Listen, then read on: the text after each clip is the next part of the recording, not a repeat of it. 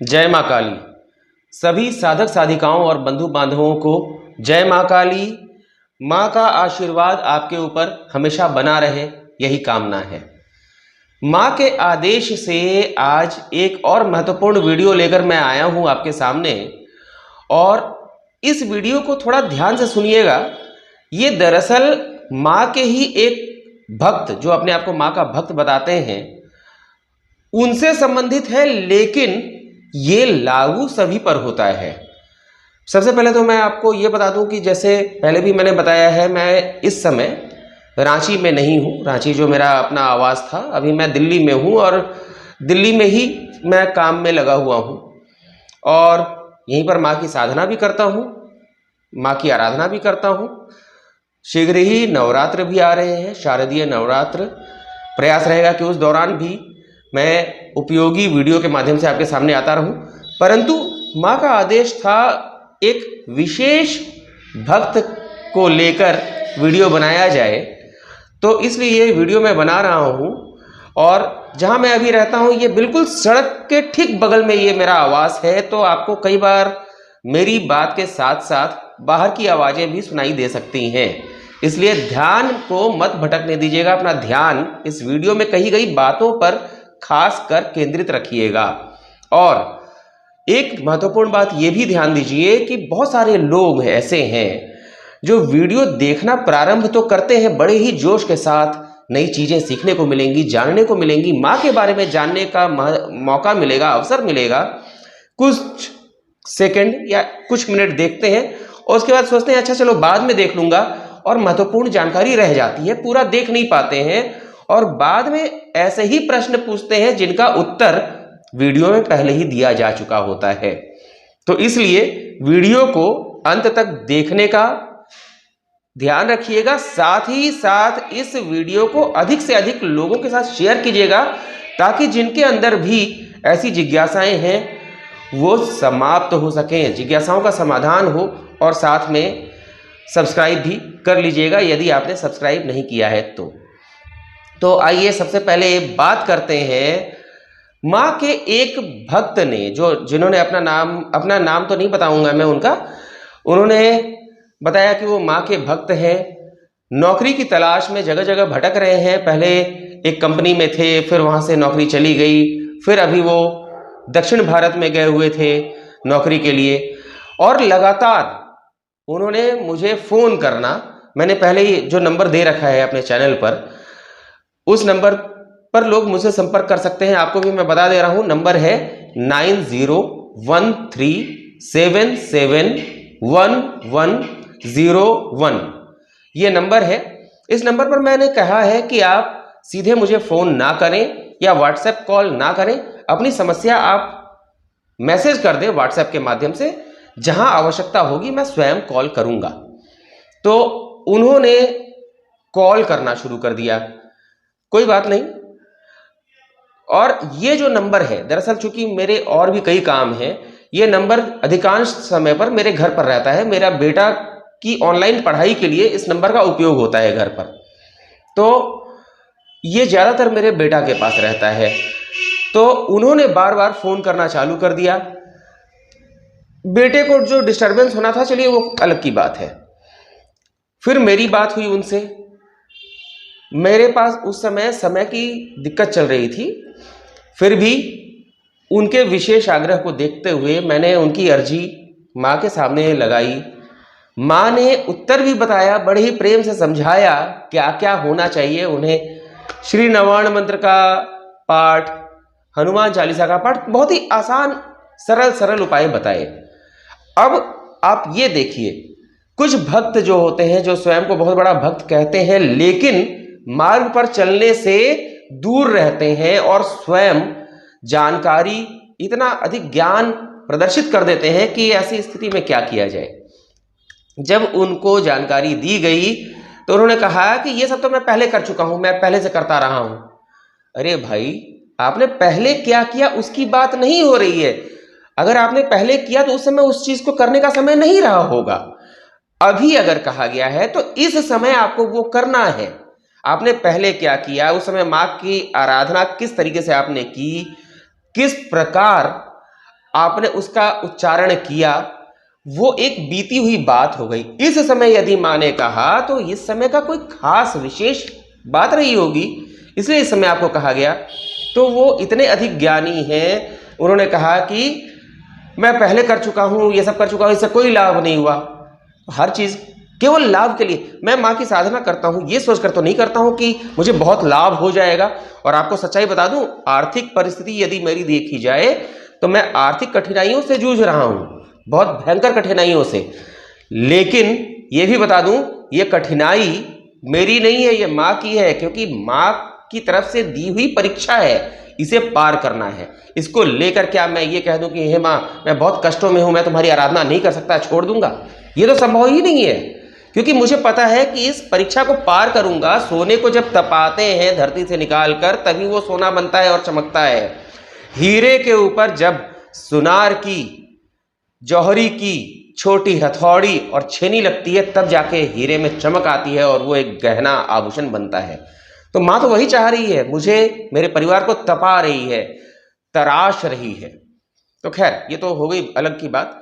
मेरे साथ जो जो चीज़ें हुई हैं, आगे चलकर मौका मिलेगा तो मैं वो भी बताऊंगा। जिस तरह से मेरे भाई ने मेरा ही फ्लैट हड़प लिया, मेरे पिता ने बहुत बड़ी धोखेबाजी करते हुए उसमें मेरे साथ गद्दारी की और भाई का साथ दिया, और बाद में चुपके चुपके उन्होंने वो फ्लैट बेच भी दिया और मुझे जानकारी तक नहीं होने दी। मेरी बहन ने क्या क्या किया, ये सब चीज़ें आगे धीरे धीरे आएंगी। परंतु अभी आपको जो बताने जा रहा हूँ इन भक्त के बारे में, तो इन्होंने कहा कि ये सब वो पहले कर चुके हैं। पहले कर चुके हैं से मतलब नहीं है, अब आपको करना है। माँ ने कहा, कुछ सोच कर कहा। इसके बाद उन्होंने फिर लगातार फोन करना चालू कर दिया। उनको मैं जब घर पहुंचता था, मेरा बेटा बताता था कि पिताजी फिर उन अंकल का फ़ोन आया था, तो देखिए ना मेरा पढ़ाई में डिस्टरबेंस हो रहा है। तो मैंने उनको मैसेज भी किया कि ये फ़ोन मेरे बेटा के पास रहता है, आप केवल मैसेज कीजिए, बार बार फ़ोन मत कीजिए।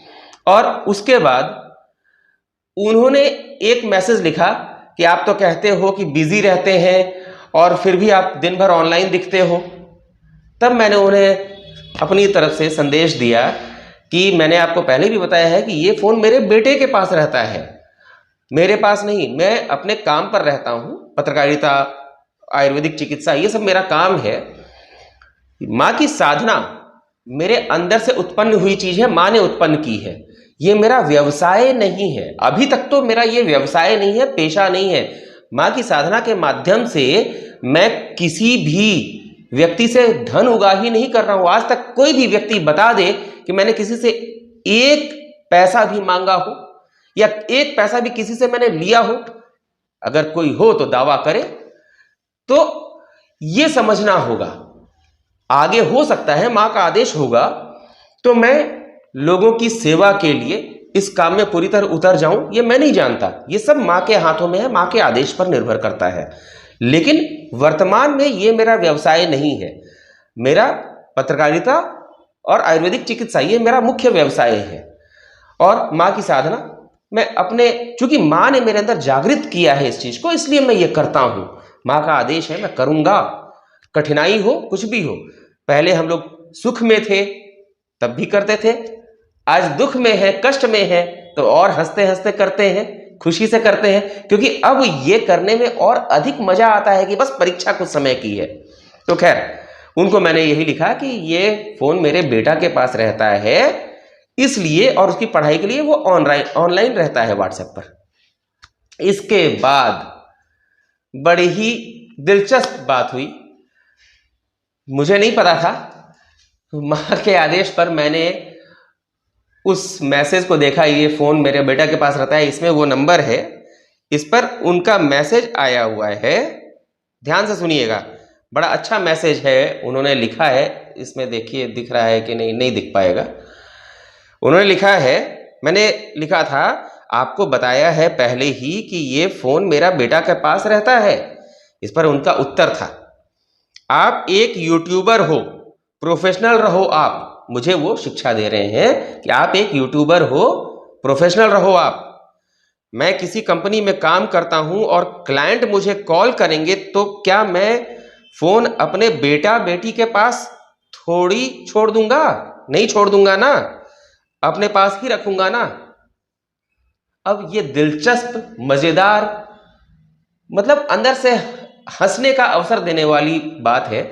इन्होंने लिखा कि मैं किसी, मतलब मेरे बारे में, यदि मैं किसी कंपनी में काम करता हूं, जॉब करता हूं या कुछ और करता हूं, तो मैं अपने क्लाइंट मुझे कॉल करेंगे, जैसे वो मेरे क्लाइंट हैं, ऐसा लग रहा है जैसे उन्होंने खुद को क्लाइंट बताया, और वो मुझे कॉल करेंगे तो मैं अपना फोन बेटा के पास थोड़ी छोड़ दूंगा।